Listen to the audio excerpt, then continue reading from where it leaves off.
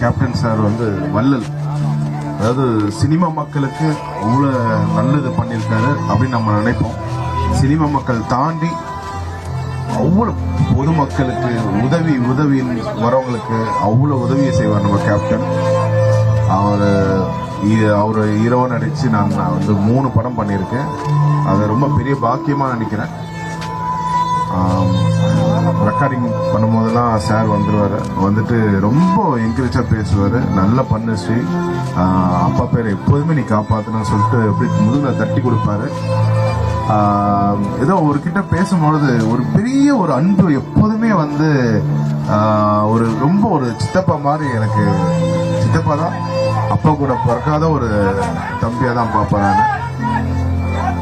அவர் இல்லைன்னும் போது மனசு ரொம்ப வலிக்குது, ஏக்கமா இருக்கு. மக்கள் வந்து அப்படியே கடல் மாதிரி அப்படியே வந்துட்டே இருக்காங்க. இந்த மக்களை பார்க்கும்போது கேப்டனை எல்லாரும் எவ்வளவு லவ் பண்றாங்க தெரியுது. அவர் ஆத்மா சாந்தி அடைய எல்லாம் வல்ல இறைவனை வேண்டிக் கொண்டு நன்றி.